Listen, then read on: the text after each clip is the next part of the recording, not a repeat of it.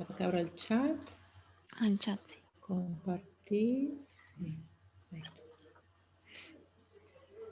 Chat.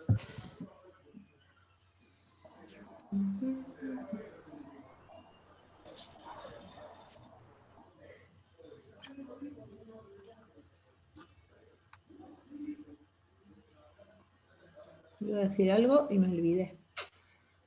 La viejez.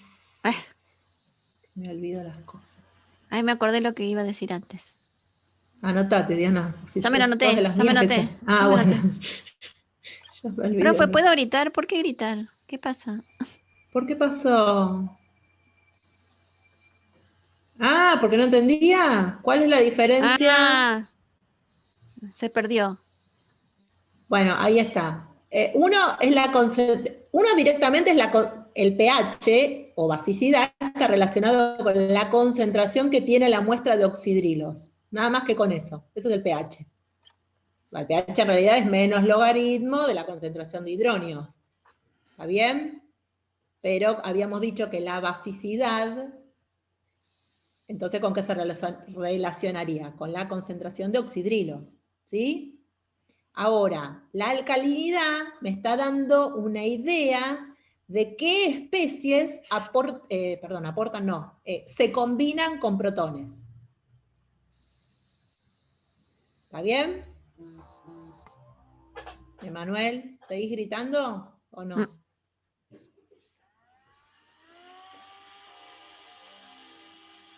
Bien, por eso se determina de una manera experimental. Yo agrego ácido y lo titulo y veo qué pasa. Bueno, entonces, ejercicio más que nada es para ver cómo usar el dato de alcalinidad en una cuenta de un... ¿Sería especies? Sí. Y sí, va a tener relación, claro, porque viste que habíamos dicho, depende de las especies que tenga, van a ser las que den el pH. En cierto modo influye, pero no es el mismo concepto. Bueno, entonces vamos a ver acá. Tengo mi famosa formulita, la vamos a usar, la tenemos, la usamos. Me dan el dato de alcalinidad, vamos a tomar la total, ¿sí? Que es 6 por 10 a la menos 3 molar. Esto dice acá, la alcalinidad es esto. Entonces, bueno, pongo alcalinidad, 6 por 10 a la menos 3 molar, y escribo todas las especies que podrían influir en la alcalinidad. ¿Bien? Y ahora me quiero matar, porque tengo 4 cosas, una sola ecuación, no quiero gritar más de lo que grito normalmente. Entonces, bueno, ¿qué se hace en este tipo de cálculos? Ya lo deben haber visto. Uno empieza como a despreciar cosas con un poquito de criterio. Exacto, empiezo a despreciar y después compruebo si está bien hecho o no el desprecio.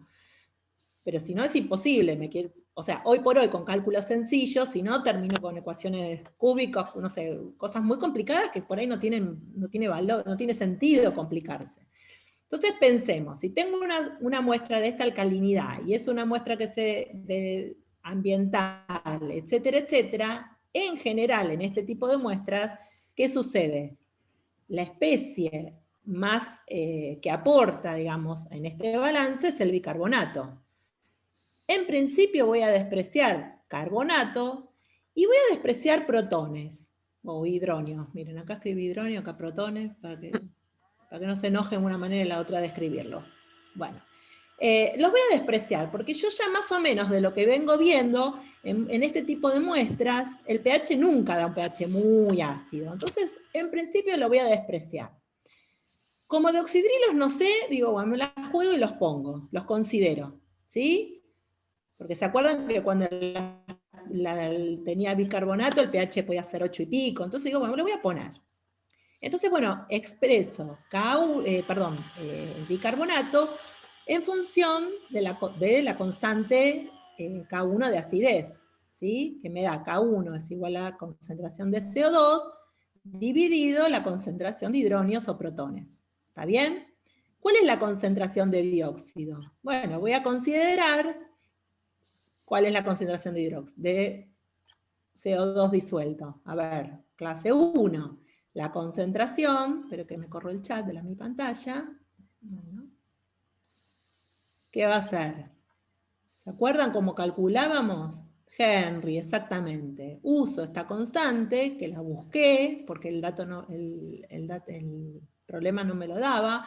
Entonces, fíjense, yo estoy usando constante de Henry de 25 y constantes de acidez a 25, cuando el problema dice 5 grados. No sé si porque se comieron un 2, o porque, bueno, es el dato que tenemos de 5 grados, no lo sé. Es que es la El dato de temperatura concentración de carbono más acuoso, ¿de común que dónde puedes es? encontrar en el acuífero, ese es el tema. Claro, sí. Para acá tengo una pregunta. Dato, el de CO2 acuoso, ¿de dónde sale? ¿Te acordás de la ley de Henry? Que la ley de Henry, ¿qué vinculaba? Vinculaba la concentración de un gas en el agua con la presión en esa atmósfera en contacto con esa muestra de agua.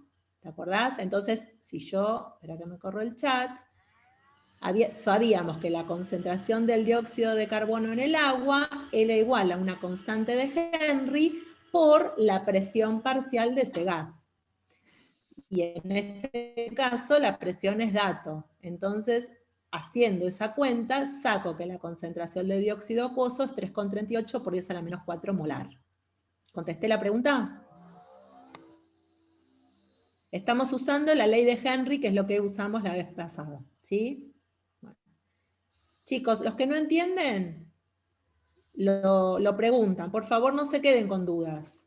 A veces es difícil no verles las caras y no saber si entienden. Cuando uno está en clase, los mira y se dan cuenta si entienden o no. Acá es como que le abro la pantalla y apelo a que si no entienden nos digan. ¿Qué dice? ¿Hay tablas en bibliografía por donde hallar el dato A5? Y habría que buscar, pero bueno, yo estuve vaga y no lo hice. Entonces usé los datos que tenía. ¿Sí? Pensemos en qué podría cambiar la historia a 5 grados. Después en un ratito lo vemos. Banquémonos a 25 y después pensemos un poquito qué pasaría a 5. Bueno, entonces ya tenemos esta concentración de dióxido, entonces la pongo acá, y la de protones, bueno, es la que tengo que calcular, porque no perdamos de faro qué es lo que estamos buscando. Estamos buscando la concentración de hidronios o protones, porque eso nos va a dar el valor de pH, que es lo que nos está buscando, nos están preguntando. Y OH lo voy a poner en función de protones. ¿Sí? Entonces va a ser KW sobre la concentración de protones. Bueno, si trabajo un poquito, y esto sí se los dejo a ustedes, si no voy a estar 10 horas, ¿qué me va a salir acá? Una cuadrática, ¿no? Después vamos a ver si hacía falta o no hacer la cuadrática. La idea es que van a ver que no, pero no importa. Hice la cuadrática y la X, o sea, el valor incógnita de hidronios, me dio, el que satisface esta ecuación, 2,55 por 10 a la menos 8 molar. Eso nos arroja que si hago el menos logaritmo de este valor, nos da un pH de 7,6. ¿Sí? Este sería el pH entonces de una muestra 7,6. Fíjate entonces, vamos a ver los desprecios, si estuvieron bien hechos o no. O sea, volvamos un poquito. Viendo estos valores, ¿sí? Miremos que es el responsable de la alcalinidad de esta muestra es el bicarbonato. ¿Está bien? ¿Sí? No, ¿por qué? Porque este al final no terminó aportando. Y este valor de CO2 fue muy bajito también. Entonces, miremos algo, corroboremos los desprecios. La concentración de oxidrilos me daría menor que 10 a la menos 7 molar, ¿no? Un cachito menor. ¿Está bien? Entonces lo podría haber despreciado y no hacer la cuadrática. Pero bueno, como no lo sabía, hice la cuadrática. Y veamos la concentración de carbonato. Y acá, Nico, fíjate a ver si contesta la duda de lo que preguntabas vos antes. El hecho de tener CO2, a ver qué es lo que dispara en una muestra. Fíjate, carbonato prácticamente es 10 a la menos 5 molar, o sea, 2 órdenes por debajo del bicarbonato, con lo cual estuvo bien ser despreciado, porque en general con 2 órdenes de diferencia, uno frente al otro, se sabe que podemos despreciar. Entonces, veamos, ¿cuáles son las concentraciones de CO2? ¿Cuáles son las concentraciones de bicarbonato de oxidrilo, y ahí voy a darme cuenta en una muestra ambiental, con una determinada cantidad de CO2 o dióxido de carbono, a ver cuáles son las especies que aportan a la alcalinidad. ¿Sí? Entonces, ¿para qué hice este problema? Un poco para que repasemos los cálculos de pH, pero con otra mirada porque tenemos un dato de alcalinidad que es algo diferente a lo que venimos trabajando. ¿Está bien? ¿Qué les quería decir? A ver, supongamos que, ¿qué pasaría a 5 grados? ¿Cómo sería la concentración de dióxido de carbono a 5 grados? ¿Qué les parece? Respecto de a 25. Mayor, exacto. Entonces ahí podría ser una cosa que podríamos tener de diferente, que el CO2 sea mayor. Y habría que ver las constantes de disociación. Probablemente sean menores también. O sea, no creo que sea K1 4,5 por 10 a la menos 7, por ahí es menor. Entonces, ese tipo de cosas pesarían, exactamente. ¿Está bien? Bueno, más o menos quise dejar planteado este problema. Perdón, ¿qué pasó, Michelle? No entendí eso último. ¿De qué? ¿De cuál? ¿Qué dije? ¿Lo del valor de la constante? No, que, a ver, que yo usé los valores a 5 grados, perdón, a los datos de 25, pero la muestra tenía 25, entonces lo probable es que la concentración de dióxido no sea la misma, ¿sí? Porque nosotros sabemos que la solubilidad del dióxido aumenta cuando bajamos la temperatura. Entonces probablemente este valor no haya sido sino que hubiera sido un valor mayor. Y habría que ver cómo pesa el tener un valor mayor acá respecto del aporte del pH. Del pH que tenía que consultar. Pero como contraparte, tendríamos que ver, por eso yo no me quiero aventurar ahora a decir cómo sería ese valor. Digo que sería distinto, probablemente sea distinto, ¿por qué? Por este valor, por la solubilidad, y porque generalmente las constantes de acidez cambian con la temperatura, porque es probable que se disocie menos. ¿Está bien? ¿Alguien preguntó más? Michelle, ¿ahora está bien? Nico, sí. O sea que Sí. sí, sabemos que las constantes siempre dependen de la temperatura, pero Sí. El peso que tenga el dióxido de carbono en la que sería La muestra. la alcalinidad de una muestra, ¿sí? Sí. Va a depender de la temperatura en mucho. Y sí. En sí. Y sí, porque O sea, es si vos no me das una temperatura para hacer algo, es muy difícil saber cuánto pesa el dióxido de carbono en la alcalinidad de la muestra. Va, o en la alcalinidad o en... Sí, no sé cuánto puede llegar pero puede llegar a ser mayor. O no varía tanto. Y habría que buscar los datos. La verdad que no sé. Por ahí es mayor. Y cuando es mayor tenés más bicarbonato y es como que la cosa cambia y por ahí el pH es mayor. O no, digamos, tenés un montón de cosas. Claro. O sea, tenés el CO2, tenés el bicarbonato. Hay un montón de variables. Hay variables, por eso. Hay que tener en cuenta. Estos son modelos, digamos, uno modela y estima. No quiere decir, la realidad es agarrar esa misma muestra y así como midieron alcalinidad es medir el pH, y bueno, ¿para qué lo calculo? Si tengo el pHímetro, lo mido. Pero bueno, es para que, ¿no?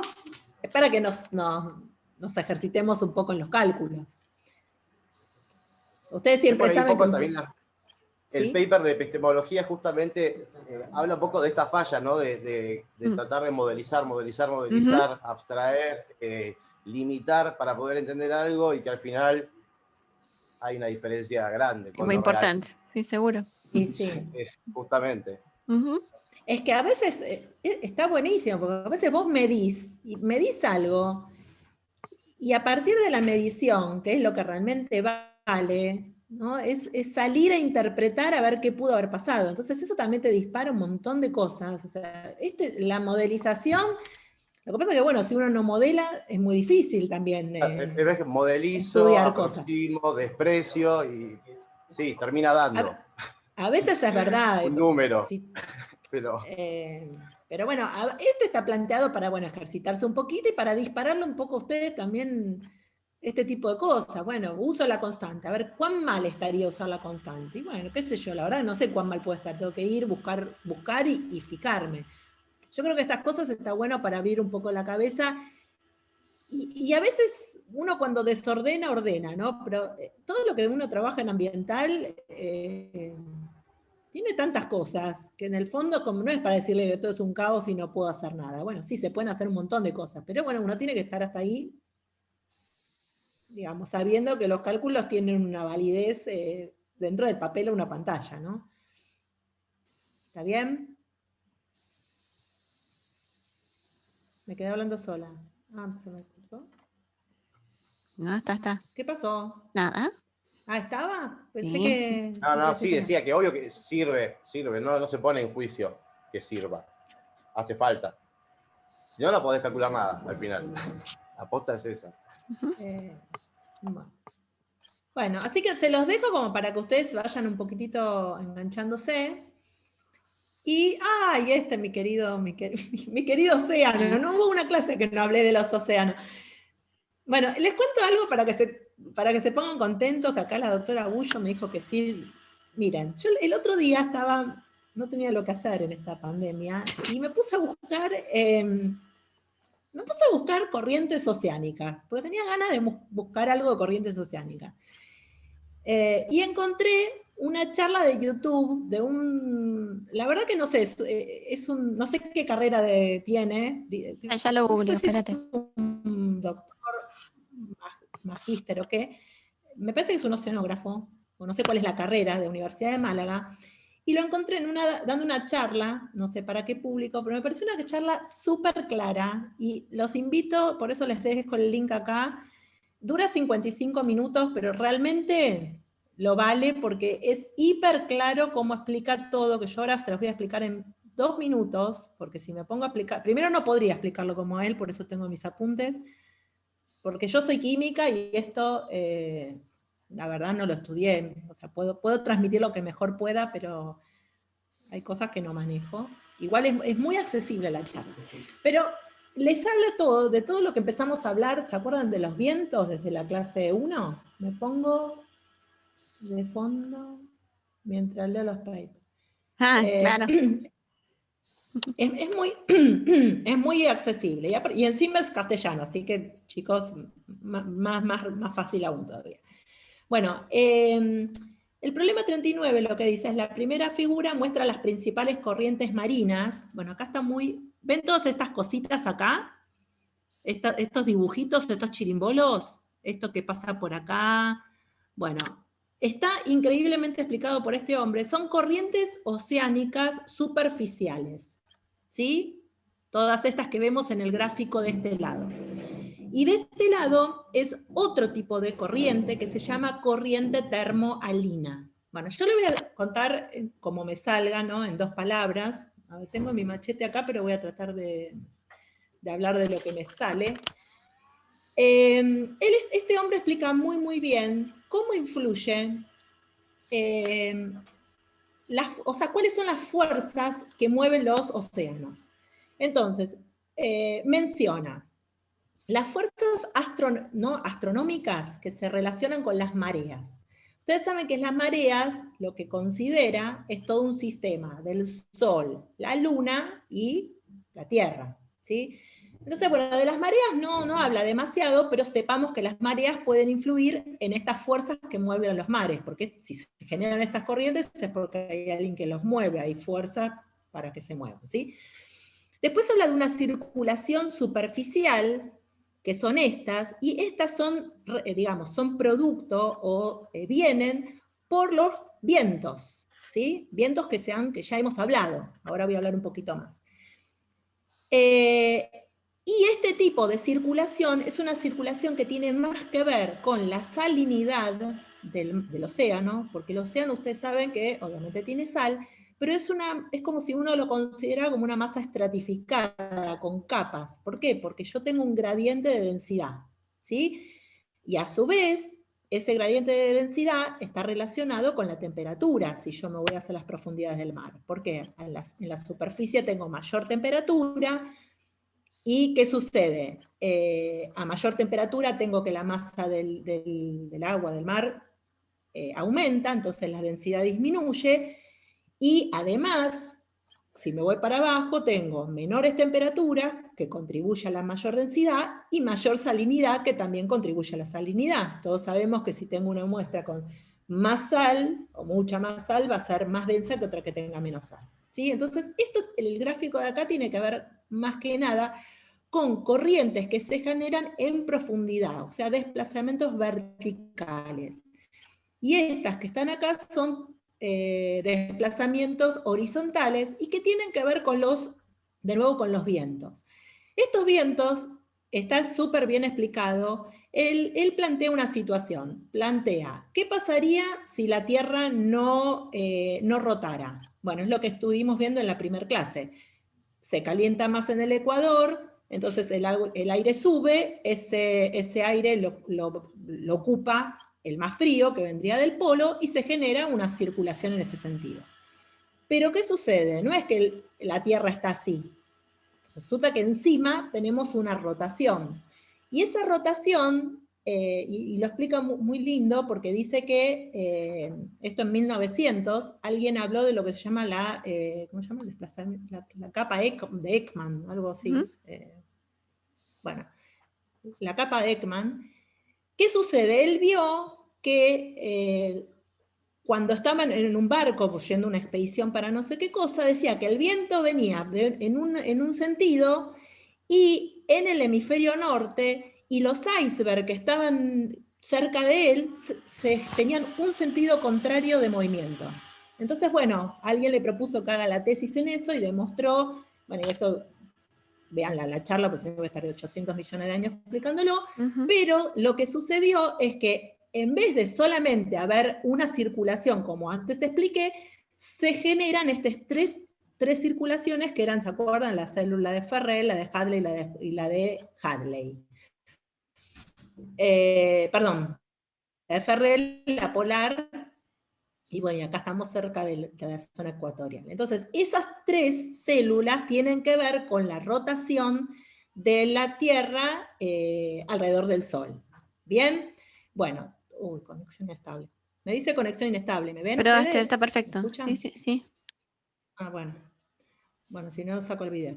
Bueno, entonces, ¿qué sucede en el mar? Lo mismo que sucede con los vientos se traslada a los mares, a los océanos. O sea, un reflejo de todos estos corrientes de vientos se trasladan a los mares, a océanos. Pero ¿qué sucede?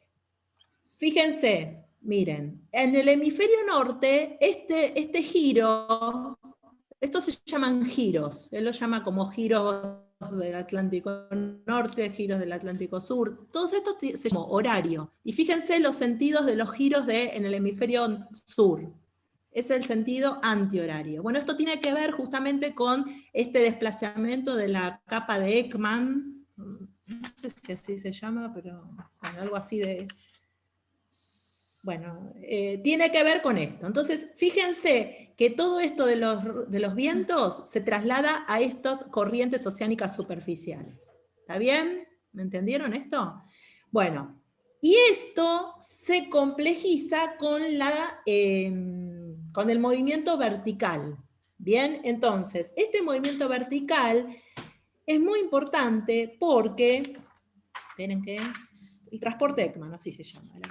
Este transporte, justamente lo que tiene de importancia es lo que yo les decía, es la influencia de la temperatura y de la salinidad, porque, ¿qué sucede? Si hay zonas masas que se hunden en algún momento, otras tienen que él lo llama afloramiento, yo no sé si es el español de él realmente se llama así, pero es intuitivo. Si hay una parte que se hunde, otra parte tiene que subir, y en ese hundimiento y afloramiento se da la corriente oceánica, ¿sí? Se dan los desplazamientos de las masas del océano. Y todo esto, lo que está buenísimo es que implica que todas estas corrientes marinas no son estáticas, obviamente se giran, pero se conectan todas, entonces están todas conectadas todas esas masas de océanos están conectadas, por eso algo que pasa en un lugar puede llegar a repercutir en otro lado por el transporte de estos giros y estas cintas que se llaman lo llaman cinta transportadora. Esta cinta transportadora, lo que tiene muchísima importancia es en la liberación de calor. Entonces, esto es como el océano va a regular de alguna manera el clima. ¿Por qué? Primero porque puede capturar dióxido de carbono, del que venimos hablando hace 1000 millones de años, y esa disolución de dióxido de carbono puede ser que se vaya hacia el fondo del mar y termina siendo un reservorio de dióxido de carbono que luego se va a transportar a otro lado. Por otro lado, si el dióxido de carbono se llegara a liberar por un efecto de temperatura, es como que empezamos a regular de alguna manera el clima. Entonces, él comentaba muy bien, lo digo porque la verdad que me resultó súper interesante y los invito a que lo lean, a que lo escuchen, es que justamente cómo influye el dióxido de carbono y el océano en regular el clima. O sea, el océano de por sí ya atrapa un montón de dióxido de carbono que si no lo agarrara él, terminaría en la atmósfera y la atmósfera terminaría con muchísimo más temperatura del que tiene. ¿Sí? Y por otro lado, se da esta circulación donde algo que puede pasar acá puede llegar a transportarse a otro lado, y por otro lado más, lo del efecto del dióxido de carbono, que ya lo discutimos la vez pasada, que esta disolución de dióxido de carbono, que puede llegar a ser, digamos, que puede ser normal por una cosa normal que haya de dióxido, pero que cuando esté exacerbado por un cambio climático puede ser muy grave, que cómo puede disminuir el pH de las aguas de mar, y eso también sería un problema. Además de todo lo que implica el calentamiento, porque todo esto empieza como en el océano Atlántico, ¿no es cierto? Y si llega a haber un aumento de la temperatura, lo que va a pasar es que se van a descongelar los polos. Y si los polos se descongelan, ese descongelamiento va a ser agua dulce. Y ese agua dulce lo que va a hacer es que la densidad del agua va a ser menor. Entonces, si la densidad se llena de una masa de agua de densidad menor, es como que se corta esta cinta transportadora, porque es como que se llenó de una cantidad de agua que no permite ese hundimiento y esos afloramientos que tienen que haber normalmente. Bueno, entonces, yo creo que con esto ya no lo vemos más, ¿no, Diana? Porque cada clase les voy dando un poquito de vientos y de esto, que miren, pero me parece que esta es el resumen de todo, que cómo influyen los vientos. Y algo que no dije que de esto de los vientos, es que encima yo consideré una Tierra sin rotación, después le puse una Tierra con rotación, pero después tenemos que considerar los continentes. ¿Se acuerdan que los continentes nosotros hablamos que esos son como barreras geográficas que también influyen? Bueno, nada, entonces, bueno, ¿cómo justamente influye la presencia de estas dichas corrientes en el destino de dióxido atmosférico? Justamente que el dióxido se puede ir al fondo por estas gradientes de densidad y cambios de temperatura, y bueno, me pareció muy interesante. Hay un desbalance, claro, es muy la PERI 2010. Bueno, entonces ya creo que con esto quedó como medio cerrado todo lo que vinimos hablando de a muy poquitito. La primera clase hablamos de los vientos, así medio de la nada, después le medimos un poquito más, después un poquito más, y ahora me parece que es como que tenemos ya una visión bastante integrada de cómo todo lo de los vientos, más todo lo del sol, más toda la rotación de la Tierra, influye en los océanos, y en los océanos cómo se pueden influir en el cambio climático, obviamente. ¿Me escucharon? Sí. Bueno, pero escúchenlo porque me encantó. Vamos al ejercicio 40. No vamos a hacer todos. El ejercicio dice, la tabla 1 reúne las presiones de vapor y las constantes de Henry de algunos compuestos de importancia ambiental. De alguna manera, si están en En el ambiente pueden llegar a ser problemáticos, no deberían estar.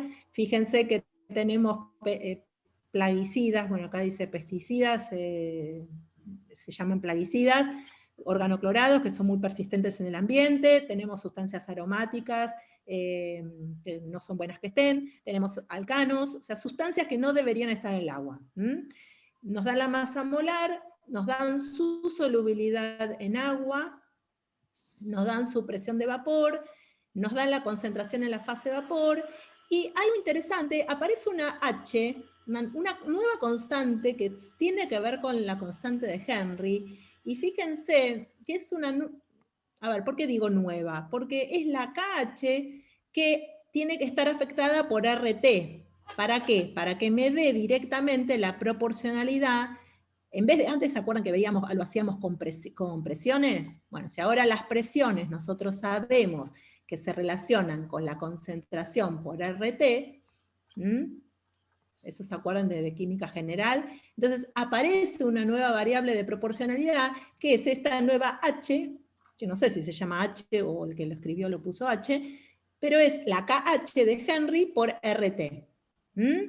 ¿Sí? Esto ustedes tienen que estar hiper atentos con las unidades. En esto ya porque me lo dio, pero si me dan datos yo tengo que ver que por ahí esta KH puede ir multiplicando o dividiendo, yo tengo que hacer que las unidades cierren, y eso tienen que estar atentos ustedes.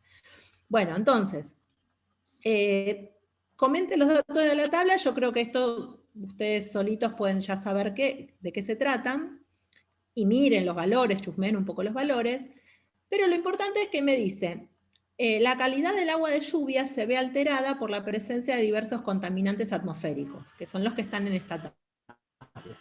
La capacidad de la lluvia de limpiar la atmósfera dependerá en gran parte de la distribución de los contaminantes entre el agua y el aire. ¿Quién sería eso? La ley de Henry, ¿no? Si bien para una descripción cuantitativa de este proceso se requiere emplear modelos más sofisticados, algunos cálculos sencillos de equilibrio pueden ser de utilidad para comprender el fenómeno. Entonces acá viene el modelo que proponen. Suponga que una botella cerrada de 1 litro tiene 100 mililitros de agua y 900 mililitros de aire y 10 microgramos de los compuestos que quieran. No sé, hexano, qué sé yo, los que dicen acá, hexano, naftaleno, individualmente, ¿no? Vamos a suponer que no es que están juntos para no... En realidad no interaccionan, pero vamos a separar bien por modelo. Una botella con hexano, otra botella con naftaleno, otra con DDT, otra con mercurio, otra... Entonces me pide que calcule la concentración de estas sustancias en el agua y en el aire cuando el sistema esté a 25 grados, y que comente la eficiencia de la lluvia como un agente de limpieza de estos contaminantes. Entonces, a ver si entendemos lo que pide en todo este enunciado largo.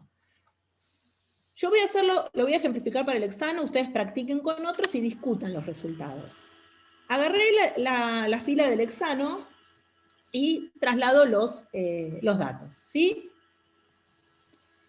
Vamos a usar la ley de Henry. ¿Por qué? Porque me está pidiendo de alguna manera que yo vincule concentraciones en el agua y en la atmósfera. Entonces, esa es justamente la ley de Henry.